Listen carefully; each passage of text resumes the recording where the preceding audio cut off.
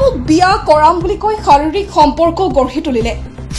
বিয়া কৰাম বুলি কৈ শাৰীৰিক সম্পৰ্ক গঢ়ি তুলিলে আৰু এতিয়া মোক এৰি দিলে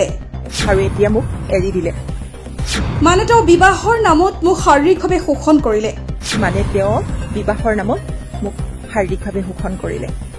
আমাৰ সম্পৰ্কটো দুইজনৰ মতামতৰ ভিত্তিত হৈছিল জোৰ কৰা নাছিল তেওঁ আমাৰ সম্পৰ্কটো দুইজনৰ মতামতৰ ভিত্তিত হৈছিল মানে জোৰ কৰা নাছিল তেওঁ বিয়াৰ প্ৰস্তাৱ দিছিল মই গ্ৰহণ কৰিছিলো আৰু আমি দুইজনে সেই সম্পৰ্কটো বন্ধ কোঠাৰ ভিতৰত পূৰ্ণতা দিছিলো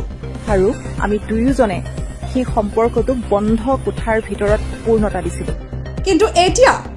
তেওঁ মোক বিয়া নকৰালে এই ধৰণৰ সমস্যা আছে দিনত বহুত চলি আছে নহয়নে প্ৰেমৰ নামত বিবাহৰ প্ৰলোভন দি শাৰীৰিক সম্পৰ্ক স্থাপন কৰাৰ তাৰ পিছত বিয়া নকৰাই এৰি দিয়া সেইটো যেন আজিকালি যুৱক যুৱতীসকলৰ মাজত প্ৰচলিত এক সহজ পন্থা আচলতে বিবাহৰ প্ৰস্তাৱ দি শাৰীৰিক সম্পৰ্ক বা বন্ধ কোঠালৈ লৈ যোৱা কি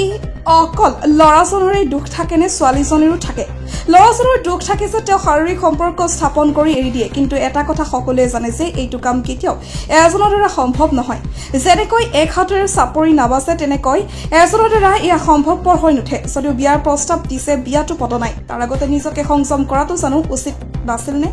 নিজকে এই পৃথিৱীত সংযত কৰি ৰখাটো এক যুদ্ধ হিচাপে লৈ আগবঢ়া উচিত প্ৰেম এক স্বৰ্গীয় অনুভূতি প্ৰেম পবিত্ৰ প্ৰেম আবেগ প্ৰেম অনুভূতি প্ৰেম বিশ্বাস কিন্তু আজিৰ সমাজত প্ৰেমৰ সংজ্ঞা যেন ওলোটা হৈছে কিন্তু কিয় তেনে বহু প্ৰশ্নৰ উত্তৰৰ সৈতে সামাজিক মাধ্যমৰ জৰিয়তে ভিডিঅ' বনাই এক শিক্ষণীয় বাৰ্তা দিবলৈ যত্ন কৰিছে এগৰাকী যুৱতীয়ে আহকচোন চাওক কি কৈছে ভিডিঅ'টি তেওঁ মোক বিয়া কৰাম বুলি কৈ শাৰীৰিক সম্পৰ্ক গঢ়ি তুলিলে আৰু এতিয়া মোক এৰি দিলে মানে তেওঁ বিবাহৰ নামত মোক শাৰীৰিকভাৱে শোষণ কৰিলে আচলতে আমাৰ সম্পৰ্কটো দুইজনৰ মতামতৰ ভিত্তিত হৈছিল মানে জোৰ কৰা নাছিল তেওঁ বিয়াৰ প্ৰস্তাৱ দিছিল মই গ্ৰহণ কৰিছিলো আৰু আমি দুয়োজনে সেই সম্পৰ্কটো বন্ধ কোঠাৰ ভিতৰত পূৰ্ণতা দিছিলো কিন্তু এতিয়া তেওঁ মোক বিয়া নকৰালে এই ধৰণৰ সমস্যা আজিৰ দিনত বহুত চলি আছে এটা কথা মই ক'ব খোজো যে সেই যে বিয়াৰ প্ৰস্তাৱ দি একেবাৰে বন্ধ কোঠালৈ লৈ যোৱা হয়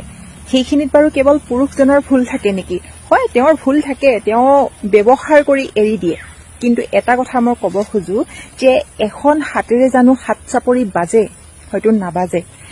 যদিহে ছোৱালীজনীক বিয়াৰ প্ৰস্তাৱ দিছে ল'ৰাজনে বিয়াটো পতা নাই প্ৰস্তাৱহে দিছে যেতিয়ালৈকে বিয়া নহয় তেতিয়ালৈকে নিজক সংযম কৰি ৰাখিব পৰাটোহে এগৰাকী প্ৰকৃত নাৰীৰ গুণ যদিহে আপোনাক বিয়া কৰাম বুলি কৈছে বাটে পথে বহুত মানুহ থাকিব পাৰে বহুতে বিয়াৰ প্ৰস্তাৱ দিব পাৰে তেনেহলে কি প্ৰত্যেকৰ লগত আপুনি কি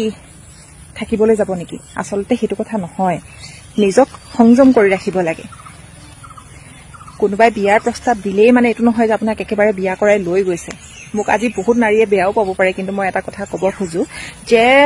কেৱল পুৰুষজনক দুখ জাপি দিলে নহয় এজন পুৰুষে যদিহে বিয়াৰ প্ৰস্তাৱ দিছে তেওঁ যদি আপোনাক জোৰ কৰি টানি আজুৰি লৈ গৈছে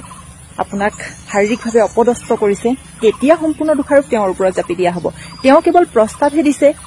বোলে আমি একেলগে নিশা উদযাপন কৰো কিন্তু সেই যোৱা মানুহজনটো আপুনিয়ে হয় টানি আজুৰিটো আপোনাক লৈ যোৱা নাই নহয় জানো যদি টানি আজুৰি লৈ যায় সেইটো দেখোন বেলেগে কিবা হ'বগে আৰু দ্বিতীয়তে হৈ গ'ল যদিহে আপোনাক আবেগিকভাৱে তেওঁ আপোনাক আক্ৰমণ কৰিছে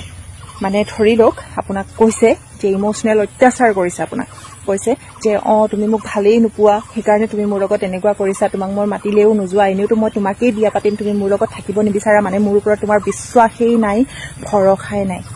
এই কথাষাৰৰ সত্যতা কিন্তু নাথাকে এই কথাষাৰ যদি কোনোবাই কৈ আপোনাক যদি আপোনাৰ মানে কি কম এতিয়া শৰীৰটো চাব বিচাৰিছে নাইবা আপোনাৰ লগত যদি নিশা কটাব বিচাৰিছে তেনেহলে এটা কথা মনত ৰাখিব সেই মানুহজনে আপোনাক হয়তো প্ৰকৃত ভাল নাপাবও পাৰে গতিকে নিজক সম্পূৰ্ণ দেহে মনে সপি দিয়াৰ আগত এবাৰ ভাবি চাব কাৰণ আপুনি যেতিয়া তেওঁৰ লগত থাকিবলৈ গৈছিল তেতিয়াতো কাকো জনোৱা নাছিল মনে মনে গৈছিল লুকাই চুৰকৈ কিন্তু যেতিয়া এৰি দিলে মানুহজনে তেতিয়া ৰাজহুৱা কিয় কৰিছে গভীৰ প্ৰশ্ন